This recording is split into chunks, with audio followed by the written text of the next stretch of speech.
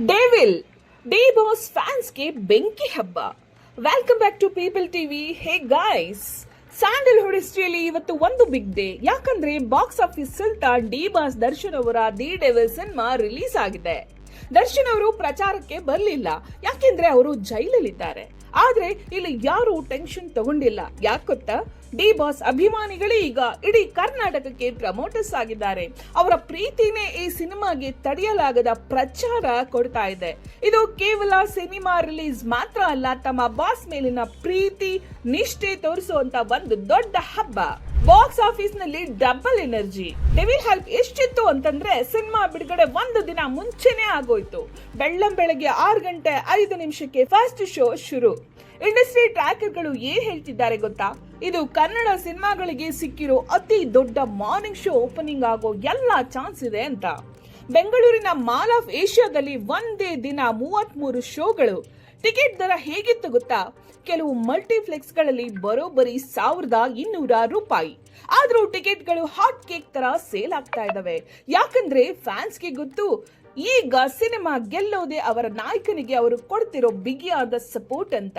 ಜೈಲಿನಿಂದ ಬಂದ ಬಾಸ್ ನ ಬೋಲ್ಡ್ ಮೆಸೇಜ್. ಈ ಚಿತ್ರ ಬಿಡುಗಡೆಗೂ ಮುನ್ನ ದರ್ಶನ್ ಅವರು ಜೈಲಿನಿಂದಲೇ ತಮ್ಮ ಪತ್ನಿ ವಿಜಯಲಕ್ಷ್ಮಿ ಅವರ ಮೂಲಕ ಅಭಿಮಾನಿಗಳಿಗೆ ಪತ್ರ ಬರೆದು ಕಳುಹಿಸಿದ್ರು.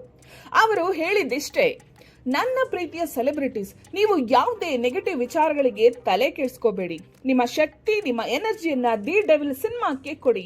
ಈ ಚಿತ್ರದ ಯಶಸ್ಸಿನೊಂದಿಗೆ ಪ್ರತಿಯೊಂದು ಪ್ರಶ್ನೆ, ಪ್ರತಿಯೊಂದು ಅವಮಾನಕ್ಕೂ ನೀವೇ ಉತ್ತರ ಕೊಡಬೇಕು. ಅದೇ ನಿಮ್ಮ ಧ್ವನಿಯಾಗಲಿದೆ ಅಂತ ಸವಾಲ್ ಹಾಕಿದ್ರು. ಅಂದ್ರೆ ಅರ್ಥ ಇಷ್ಟೇ: ಬಾಕ್ಸ್ ಆಫೀಸ್ ಕಲೆಕ್ಷನ್ ಕಡಿಮೆ ಆಗಬಾರ್ದು, ಕಲೆಕ್ಷನ್ ಹೆಚ್ಚಾದಷ್ಟು ಅದು ವಿವಾದಕ್ಕೆ ಕೊಡ್ತಿರೋ ಗಟ್ಟಿಯಾದ ಉತ್ತರ ಅಂತ. ಹಾಗಾದ್ರೆ ಅಭಿಮಾನಿಗಳು ಸಿನಿಮಾ ನೋಡಿ ಹೊರಗೆ ಬಂದು ಏನ್ ಹೇಳ್ತಿದ್ದಾರೆ? ಸೋಷಿಯಲ್ ಮೀಡಿಯಾದಲ್ಲಿ ರಿವ್ಯೂ ಹೇಗಿದೆ? ಸಿಂಪಲ್ ಆಗಿ ಹೇಳೋದಾದ್ರೆ ಇದು mixed review. D boss performance ಬಗ್ಗೆ ಮಾತಾಡೋದಾದ್ರೆ ಫ್ಯಾನ್ಸ್ಗೆ ಇದೆ ದೊಡ್ಡ ಪ್ಲಸ್ ಪಾಯಿಂಟ್. ದರ್ಶನ್ ಅವರ ನಟನೆ ನೆಕ್ಸ್ಟ್ ಲೆವೆಲ್.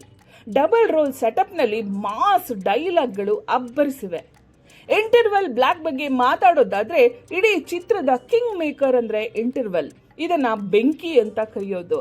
ಮೊದಲ ಅರ್ಧದಲ್ಲಿ ಏನೇ ನಿಧಾನ ಇದ್ರೂ ಕೂಡ ಕೊನೆಯ 20 ನಿಮಿಷಗಳು ಸಿನಿಮಾಕ್ಕೆ ಎಕ್ಸ್ಟ್ರಾ ಬೂಸ್ಟ್ ಕೊಟ್ಟು ಸೆಕೆಂಡ್ ಹಾಫ್ಗೆ ಹೈಪ್ ಕ್ರಿಯೇಟ್ ಮಾಡಿದೆ.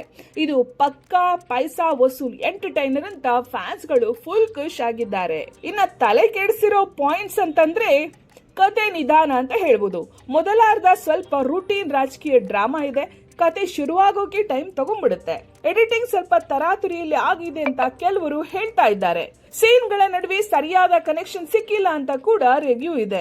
ಇನ್ನು ಸಂಗೀತದ ಸಮಸ್ಯೆ ಇದೊಂದು ದೊಡ್ಡ ಡ್ರಾ ಬ್ಯಾಕ್. ಅಂದ್ರೆ ಹಿನ್ನೆಲೆ ಸಂಗೀತ ಅದು ಕೆಲವು ಕಡೆ ಸೀನ್ಗಳಿಗೆ ಮಿಸ್ ಮ್ಯಾಚ್ ಆಗಿದೆ, ಕಥೆಯನ್ನ ಸ್ಲೋ ಮಾಡಿದೆ. ಜೊತೆಗೆ ಡಿ ಬಾಸ್ ಪಾತ್ರದ ವಿಗ್ ಮತ್ತು ಕಾಸ್ಟ್ಯೂಮ್ ಕೂಡ ಸರಿ ಇಲ್ಲ ಅಂತ ಪ್ರೇಕ್ಷಕರು ಹೇಳ್ತಾ ಇದ್ದಾರೆ. ಇವೆಲ್ಲ ತೆಗೆದು ಸೈಡ್ಗಿಟ್ಬಿಡ್ರಿ. ದರ್ಶನ್ ಅವರ ದಿ ಡೆವಿಲ್ ಸಿನಿಮಾ ಸವಾಲಿನ ಸಮಯದಲ್ಲಿ ಬಂದ ಗೆಲುವಿನ ಸಿಹಿ ಸುದ್ದಿ.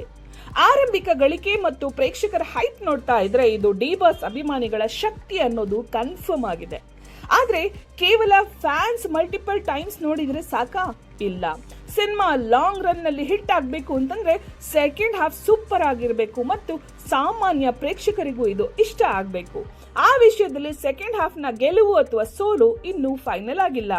ನೀವು ಸಿನಿಮಾ ನೋಡಿದ್ರಾ? ಹಾಗಾದ್ರೆ ನಿಮ್ಮ ಪ್ರಕಾರ ದಿ ಡೆವಿಲ್ ಸಿನಿಮಾ ಹಿಟ್ ಆಗ್ತಿದ್ಯಾ ಅಥವಾ ಫ್ಲಾಪಾ? ಕಮೆಂಟ್ ಮಾಡಿ ತಿಳಿಸಿ. ಈ ವಿಡಿಯೋ ಇಷ್ಟ ಆಗಿದ್ರೆ ಲೈಕ್ ಮಾಡಿ, ಶೇರ್ ಮಾಡಿ, ಸಬ್ಸ್ಕ್ರೈಬ್ ಮಾಡೋದನ್ನ ದಯವಿಟ್ಟು ಮರಿಬೇಡಿ. Stay tune with people.